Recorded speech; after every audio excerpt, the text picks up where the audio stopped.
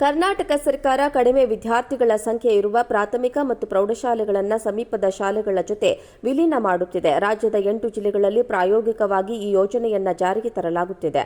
ಈ ಯೋಜನೆ ಪೂರ್ಣ ಪ್ರಮಾಣದಲ್ಲಿ ಅನುಷ್ಠಾನವಾದರೆ ಕೊಡಗು ಜಿಲ್ಲೆಯಲ್ಲಿ 64 ಶಾಲೆಗಳಿಗೆ ಬೀಗ ಬೀಳಲಿದೆ. ರಾಜ್ಯದಲ್ಲಿ ಈಗಾಗಲೇ ವಿಶ್ವವಿದ್ಯಾಲಯಗಳ ವಿಲೀನಕ್ಕೆ ತೀವ್ರ ವಿರೋಧ ವ್ಯಕ್ತವಾಗುತ್ತಿದೆ. ಇಂತಹ ಪ್ರಸ್ತಾವನೆ ಸರ್ಕಾರದ ಮುಂದಿಲ್ಲ ಎಂದು ಮುಖ್ಯಮಂತ್ರಿ ಹೇಳಿದ್ದಾರೆ. ಆದರೆ ಈ ಕುರಿತು ಸಂಪುಟ ಉಪಸಮಿತಿ ವರದಿ ಕೈ ಸೇರಿದ ಬಳಿಕ ಮುಂದಿನ ತೀರ್ಮಾನ ಕೈಗೊಳ್ಳಲಾಗುವುದು.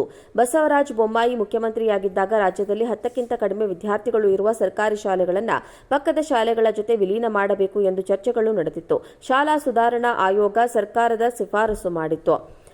ಆದರೆ ಆ ಸಂದರ್ಭದಲ್ಲಿ ಕಾಂಗ್ರೆಸ್ ವಿರೋಧ ಪಕ್ಷದ ಸ್ಥಾನದಲ್ಲಿತ್ತು. ಆದ್ದರಿಂದ ಈ ಪ್ರಸ್ತಾವನೆಗೆ ಪಕ್ಷ ತೀವ್ರ ವಿರೋಧ ವ್ಯಕ್ತಪಡಿಸಿತ್ತು. ಆದರೆ ಈಗ ರಾಜ್ಯದ ಆಡಳಿತ ಪಕ್ಷವಾದ ಕಾಂಗ್ರೆಸ್ ಈ ಕುರಿತು ಪ್ರತಿಕ್ರಿಯೆ ಕೈಗೊಳ್ಳಲು ಮುಂದಾಗಿದೆ.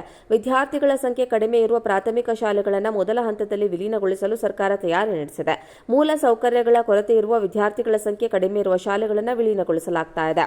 ಕೊಡಗು ಜಿಲ್ಲೆಯಲ್ಲಿ ಮಡಿಕೇರಿ ತಾಲೂಕಿನ 6, ಸೋಮವಾರಪೇಟೆ ತಾಲೂಕಿನ 12, ವಿರಾಜಪೇಟೆ ತಾಲೂಕಿನ 3 ಸರ್ಕಾರಿ ಶಾಲೆಗಳಿಗೆ 2019 ರಿಂದ 24ರ ಅವಧಿಯಲ್ಲಿ ಬೀಗ ಜಡಿಯಲಾಗಿದೆ. ಈಗ ಮುಚ್ಚಿರುವ ಶಾಲೆಗಳಿಗೆ ಮಕ್ಕಳು ದಾಖಲಾದರೆ ಅದನ್ನು ಪುನಃ ತೆರೆಯಲಾಗುತ್ತದೆ ಎಂದು ಅಧಿಕಾರಿಗಳು ಹೇಳಿದ್ದಾರೆ.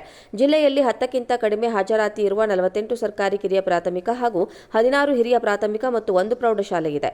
ಈಗ ಶಾಲೆಗಳನ್ನು ವಿಲೀನಗೊಳಿಸಲು ಮುಂದಾದರೆ 64 ಸರ್ಕಾರಿ ಶಾಲೆಗಳಿಗೆ ಕರ್ನಾಟಕ ಸರ್ಕಾರ ಕಡಿಮೆ ವಿದ್ಯಾರ್ಥಿಗಳ ಸಂಖ್ಯೆ ಇರುವ ಪ್ರಾಥಮಿಕ ಮತ್ತು ಪ್ರೌಢಶಾಲೆಗಳನ್ನು ಸಮೀಪದ ಶಾಲೆಗಳ ಜೊತೆ ವಿಲೀನ ಮಾಡುತ್ತಿದೆ. ರಾಜ್ಯದ 8 ಜಿಲ್ಲೆಗಳಲ್ಲಿ ಪ್ರಾಯೋಗಿಕವಾಗಿ ಈ ಯೋಜನೆಯನ್ನು ಜಾರಿಗೆ ತರಲಾಗುತ್ತಿದೆ.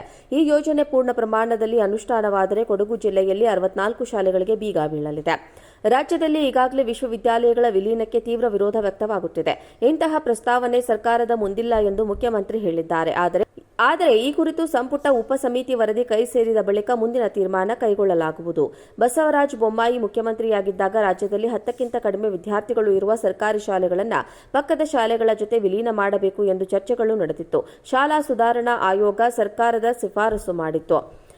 ಆದರೆ ಆ ಸಂದರ್ಭದಲ್ಲಿ ಕಾಂಗ್ರೆಸ್ ವಿರೋಧ ಪಕ್ಷದ ಸ್ಥಾನದಲ್ಲಿತ್ತು. ಆದ್ದರಿಂದ ಈ ಪ್ರಸ್ತಾವನೆಗೆ ಪಕ್ಷ ತೀವ್ರ ವಿರೋಧ ವ್ಯಕ್ತಪಡಿಸಿತ್ತು. ಆದರೆ ಈಗ ರಾಜ್ಯದ ಆಡಳಿತ ಪಕ್ಷವಾದ ಕಾಂಗ್ರೆಸ್ ಈ ಕುರಿತು ಪ್ರತಿಕ್ರಿಯೆ ಕೈಗೊಳ್ಳಲು ಮುಂದಾಗಿದೆ.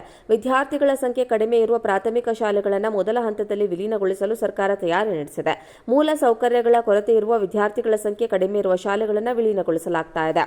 ಕೊಡಗು ಜಿಲ್ಲೆಯಲ್ಲಿ ಮಡಿಕೇರಿ ತಾಲೂಕಿನ 6, ಸೋಮವಾರಪೇಟೆ ತಾಲೂಕಿನ 12, ವಿರಾಜಪೇಟೆ ತಾಲೂಕಿನ 3 ಸರ್ಕಾರಿ ಶಾಲೆಗಳಿಗೆ 2019 ರಿಂದ 24ರ ಅವಧಿಯಲ್ಲಿ ಬೀಗ ಜಡಿಯಲಾಗಿದೆ. ಈಗ ಮುಚ್ಚಿರುವ ಶಾಲೆಗಳಿಗೆ ಮಕ್ಕಳು ದಾಖಲಾದರೆ ಅದನ್ನು ಪುನಃ ತೆರೆಯಲಾಗುತ್ತದೆ ಎಂದು ಅಧಿಕಾರಿಗಳು ಹೇಳಿದ್ದಾರೆ. ಜಿಲ್ಲೆಯಲ್ಲಿ 10ಕ್ಕಿಂತ ಕಡಿಮೆ ಹಾಜರಾತಿ ಇರುವ 48 ಸರ್ಕಾರಿ ಕಿರಿಯ ಪ್ರಾಥಮಿಕ ಹಾಗೂ 16 ಹಿರಿಯ ಪ್ರಾಥಮಿಕ ಮತ್ತು 1 ಪ್ರೌಢಶಾಲೆ ಇದೆ. ಈಗ ಶಾಲೆಗಳನ್ನು ವಿಲೀನಗೊಳಿಸಲು ಮುಂದಾದರೆ 64 ಸರ್ಕಾರಿ ಶಾಲೆಗಳಿಗೆ ಬೀಗ ಬೀಳಲಿದೆ.